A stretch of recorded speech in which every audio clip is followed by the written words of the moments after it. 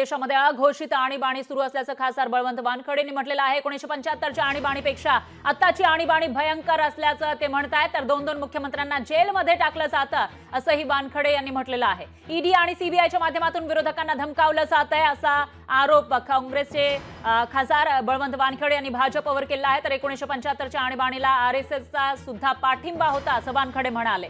तर सध्या एकीकडे पावसाळी अधिवेशन सुरू आहे संसदेचं आणि त्या अधिवेशनामध्ये सत्ताधाऱ्यांकडून 1975 मध्ये इंदिरा गांधींनी जी इमर्जन्सी लावलेली होती, आणीबाणी लावली होती, त्याचा उल्लेख केला जातो आणि विरोधकांना डिवचण्याचा प्रयत्न केला जातोय। मुख्यतः काँग्रेसला डिवचण्याचा प्रयत्न केला जातोय आणि त्यावरून आता काँग्रेसचे खासदार बळवंत वानखडे यांनी हल्लाबोल केल्याचं पाहायला मिळतंय, पलटवार केल्याचं पाहायला मिळतंय। तर आता अघोषित आणीबाणी आहे, ईडीच्या माध्यमातून विरोधकांना धमकावलं जात आहे। दोन मुख्यमंत्र्यांना जेलमध्ये टाकण्यात आला असा हल्लाबोल बळवंत वानखडेंनी केला।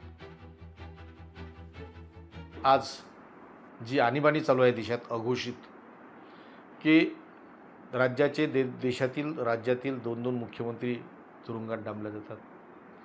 ईडी सीबीआय याचा फार मोठ्या प्रमाणात वापर करून लोकांना धमकावण्यात येते। भ्रष्टाचार खूप पोकाळलेला आहे आणि प्रत्येक बाब ही मनमानी चालू आहे। मी असं म्हणेल की त्या आणीबाणीपेक्षाही हे कितीतरी भयानक आणीबाणी आज अघोषित चालू आहे। त्यावेळीच्या आणीबाणीला